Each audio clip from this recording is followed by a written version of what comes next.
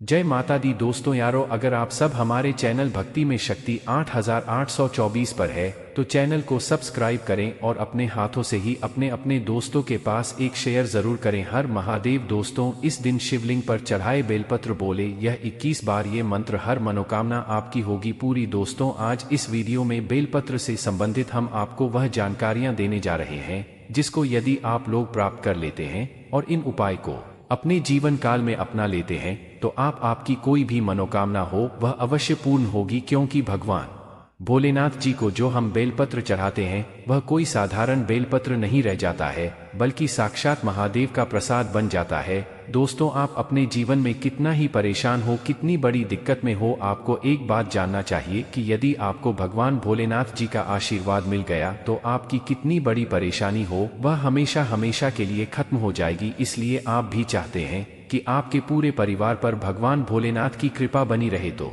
Comment box में शीघ्र लिख दें हर हर महादेव। दोस्तों, ध्यान रखिएगा, धर्मशास्त्र के अनुसार बेलपत्र एक बंसी नहीं माना जाता है। इसका प्रयोग आप बार बार कर सकते हैं, जिसका मतलब यह है कि देखिए होता क्या है कि भारत के कई गांव में जहां शिवलिंग है वहां पर बेलपत्र इतनी आसानी से नहीं मिलता है, तो वहां पर लोग यही करते हैं कि भगवान भोलेनाथ को जो बेलपत्र चढ़ते हैं वह बार बार होकर के चढ़ते हैं, और यह गलत नहीं है। यह ऐसा आप भी कर सकते हैं। यदि आपके पास बेलपत्र होता नहीं है तो दूसरा, भगवान भोलेनाथ को बेलपत्र चढ़ाने के पीछे एक बहुत बड़ी पौराणिक कथा है जो आपका जानना बहुत ज्यादा जरूरी है, क्योंकि समुद्र मंथन के दौरान कई चीजों के साथ भी निकाला था जिसका जो जहर था वह पूरी दुनिया में फैल गया था। इस वक्त भगवान भोलेनाथ जी ने विष को अपनी कंठ में धारण कर लिया था, इसीलिए महादेव जी को नीलकंठ कहा जाता है। अब विष के प्रभाव से भगवान भोलेनाथ जी के शरीर का तपने लगा, जिसके वजह से आसपास का जो वातावरण था वह जलने लगा था।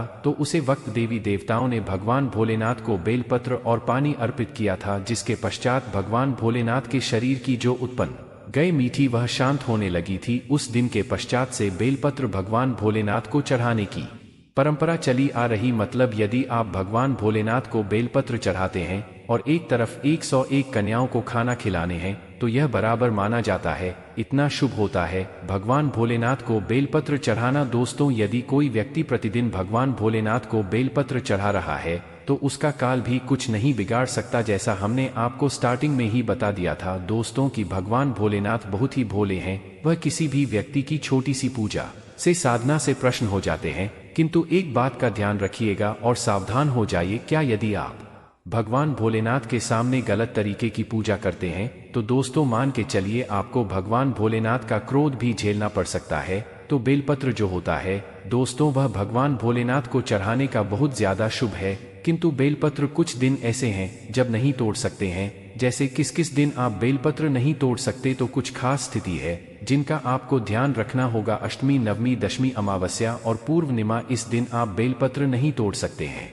बेलपत्र भगवान भोलेनाथ को सोमवार को चढ़ाया जाता है, किंतु सोमवार के दिन भी भगवान भोलेनाथ के लिए बेलपत्र नहीं तोड़ा था। बेलपत्र जब भी आपको तोड़ना हो तो रविवार के दिन तोड़ लीजिए और किसी भी सप्ताह के दोपहर के पश्चात आप बेलपत्र नहीं तोड़ सकते हैं। इन चीजों को आप लोग ध्यान रखिएगा, क्योंकि जो बेल पेड़ होता है इसमें माता पार्वती जी, भोलेनाथ और बेल पेड़ की जड़ में भगवान ब्रह्मा का वास होता है। इसलिए दोपहर के पश्चात इसके पेट या इसकी डांडी कभी भी नहीं तोड़नी चाहिए। कुछ लोग क्या करते हैं कि बेल पेड़ की लड़कियां जलते हैं। दोस्तों, आज एक बात ध्यान रखिएगा, कभी भी बेल पेड़ की लड़कियों को किसी भी स्थिति में नहीं जालना चाहिए, यह बहुत अशुभ होता है। इससे आप अपने घर पर दरिद्रता को न्योता देते हैं। यह बातें आपको भी जानने को नहीं मिलेंगी जो आज हम बताने जा रहे हैं। लेकिन दोस्तों, आपने बेलपत्र के वहां उपाय कर लिए जो आपको हम बताने जा रहे हैं।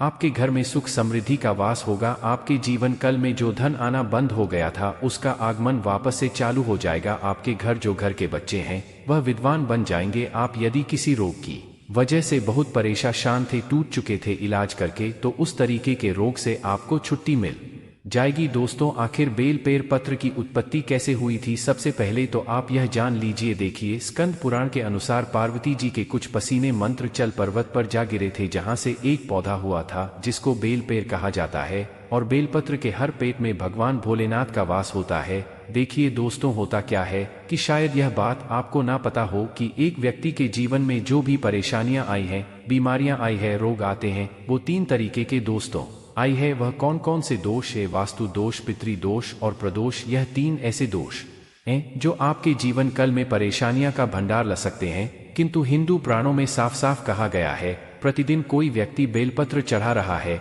तो उसको इस प्रकार के दोष ही नहीं आ सकते। और प्रतिदिन छोड़कर यदि सप्ताह के सोमवार के दिन भी आप शिवलिंग पर चढ़ी बेलपत्र खाते हो तो दोस्तों पितृ दोष का दोष और कोई भी दोष हो वहां आपका एक कुछ नहीं बिगाड़ सकता। तो दोस्तों यदि आप चाहते हैं कि आपके ऊपर महादेव का आशीर्वाद बना रहे, आपके ऊपर कभी कोई दोष ना लगे, तो आप लोग सोमवार के दिन बेलपत्र जो शिवलिंग पर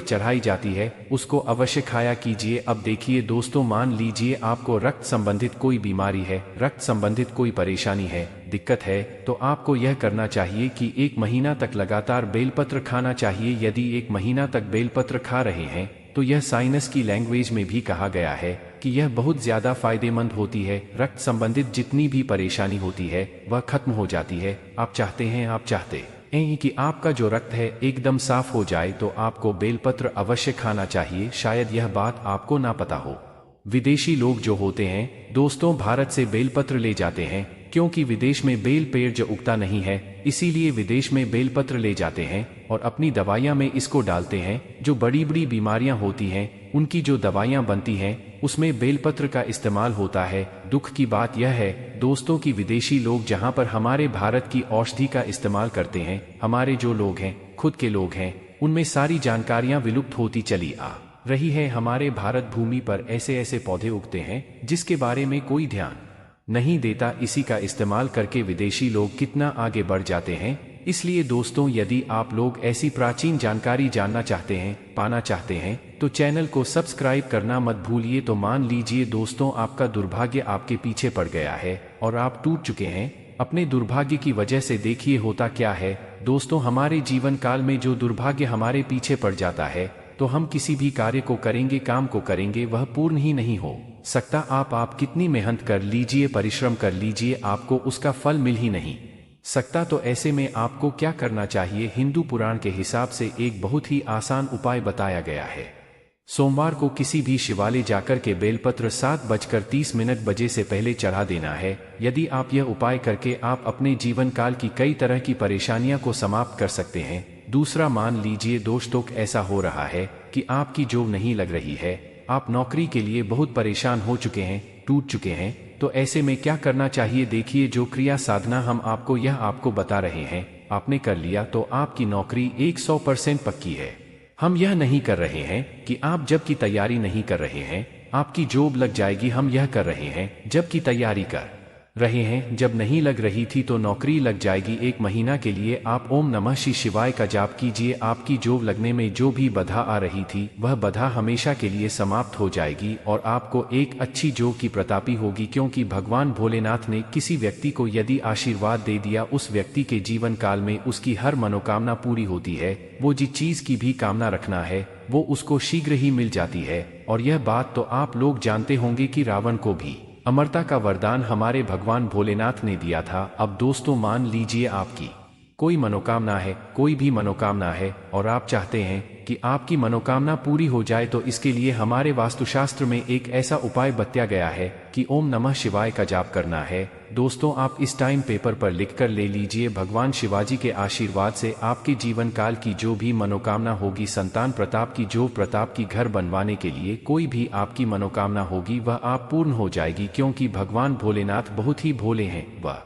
किसी भी व्यक्ति की छोटी सी पूजा से, साधना से शीघ्र ही प्रसन्न हो जाते हैं और शीघ्र ही उसको आशीर्वाद दे देते हैं। दोस्तों यदि आपके घर में कोई रोगी है जिसको ऐसा कोई रोग लग जिसका इलाज कर तक गया है, उसे व्यक्ति को यदि प्रत्येक सोमवार को बेलपत्र देना चालू कर देते हैं तो उस व्यक्ति के ऊपर कोई भी काल होगा, काल बंधन होगा, काली शक्ति होगी, कोई भी ऐसी चीज होगी जो उसको परेशान कर रही होगी, वह हमेशा के लिए खत्म हो जाएगी। क्योंकि यदि यह सब पूजा साधना क्रिया आप बेलपत्र के द्वारा भगवान भोलेनाथ के लिए करते हैं, निश्चित रूप से दोस्तों आपको भगवान भोलेनाथ का जहां पर एक तरफ आशीर्वाद मिलेगा, आपके जीवन काल की जितनी भी परेशानियां हैं वह खत्म होती चली जाएगी। जय माता दी। दोस्तों यारो, अगर आप सब हमारे चैनल भक्ति में शक्ति 8824 पर है तो चैनल को सब्सक्राइब करें और अपने हाथों से ही अपने अपने दोस्तों के पास एक शेयर जरूर करें। दोस्तों वीडियो के अंत तक बने रहने के लिए धन्यवाद।